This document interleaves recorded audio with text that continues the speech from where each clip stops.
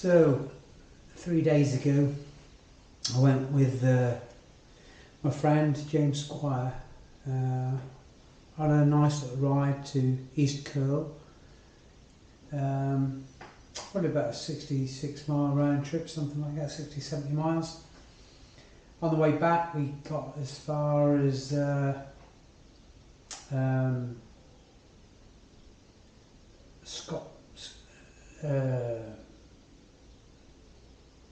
Scotswick or somewhere like that.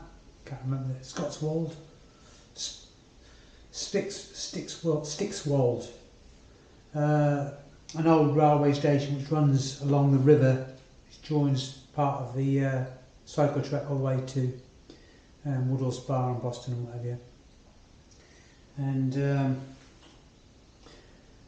normally I'd go through, there's 2 gates there, and I was following James at this point, probably doing about 10-15 mile an hour, and James goes up the grassy embankment, so I thought, it saves us going through the gates. So I followed James, and James carried on through, and all of a sudden my front wheel went down, which seemed like about a foot or something like that. Just seemed like a big hidden hole, and immediately my whole body flew over the handlebars, landed on my head, and initially I was screaming in pain because I've got a dodgy neck anyway with osteoarthritis, and I thought I'd broken my neck. And I realised I could move my hands and my fingers and everything, and I could feel my legs moving and stuff. So I thought, oh, my neck's okay, but I tried to move my arms and I couldn't move my arms. So I thought, I've broken both my arms. But then I thought, hang on, I can move my lower arms and my hands and my fingers and everything. So maybe it's just the bones in the top of my arms. I'm not sure what they're called. So anyway, I'm laid there in the middle of all these stinger nettles and screaming out, and bless her, some girl came immediately to me. James obviously dropped his bike, come running over to give me immediate first aid. They could see I was seriously hurt, and they tried to, they asked, if I could stand up or anything, or get out of the nettles and stuff, which managed to get me out onto like a seat, but I felt like my head was too heavy for my neck, and it was really, really hurting. So I just asked if I could lay down on the grass and just rest my neck. And the woman in the old disused station and her husband, they brought over some ice in a bag and put that on my neck, and that gave me some slight relief.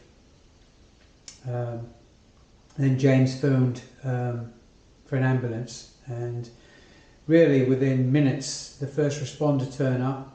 Great guy, I think his name was Chris, and I believed he lived in Woodhall or somewhere like that. He was brilliant, and he gave me some of this it's like a puffer thing, and it smelt of ether, but it was like an equivalent to morphine. And the more I breathed it in and breathed it out, and the more I breathed it in, the less the pain got. And sure enough, within a few minutes the pain was bearable. And he'd done loads of checks. He was brilliant, couldn't fault him. Kept the situation calm, and then shortly after that the ambulance arrived, and the guys then took over from Chris, and the ambulance guys were from Horncastle, called Dave and Ash, and again both great, checked me all over, were concerned about my neck and everything. So then they asked for the scoop board, and they put me underneath that, or on top of that, scooped me up, strapped my head and everything down, and then took me to Lincoln County Hospital. The journey there was slightly uncomfortable because your head is on this metal scoop board, and the weight of my head and the back of my head laid on this scoop board was probably more painful than what my shoulder was at this point. Anyway, get into hospital, get into a room, and then they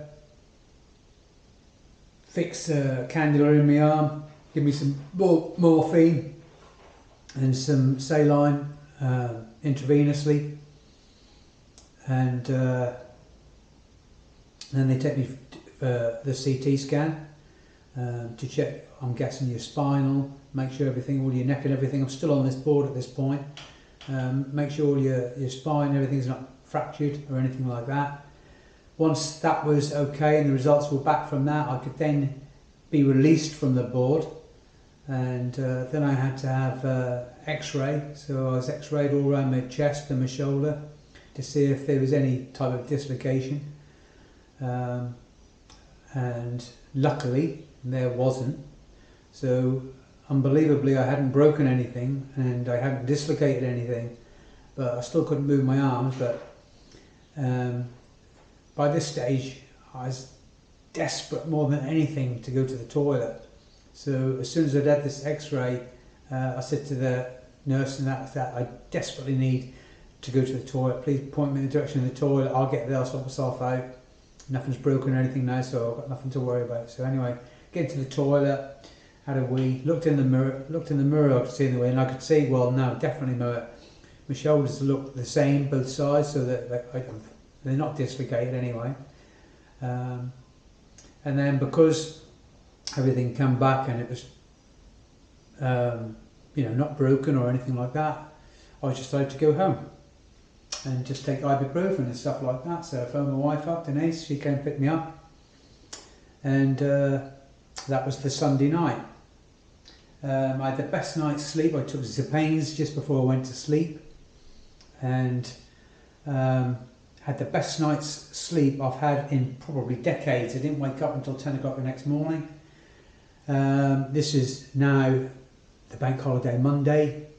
Ruined any plans what me and Denise were going to do for the day. I was actually going to take her back that Sunday afternoon to Woodhall, and then I was going to take her back on the Monday, but obviously my arms are still not working from my shoulders down to my elbows. I can lift my arms up like this, but going out, that's as much as I can go out, or go forward, that's the most I can go forward. So like if I want to open that cupboard, I'd have to stand on a chair so I could open it like that. Can't have a shave. Denise has been shaving me. Really struggle to put a t-shirt on or anything like that, so I'm just trying to keep it simple. So Monday went, Tuesday went, this is now Wednesday, day 3. It's now coming up to 72 hours after practically leaving the hospital, or getting to the hospital. So I'm hoping that I'm going to get a follow-up call from a consultant or a doctor or something, asking me to come in, and then we can have a chat about what's happened, and hopefully have a CT scan to find out what's going on in my shoulders. There are some ideas what it might be, but it's total speculation at this point. No point in even saying what we think it might be until we know for sure and spoken to an expert. So this is day 3 from the accident, and I shall make another report as soon as I know any more. Thank you.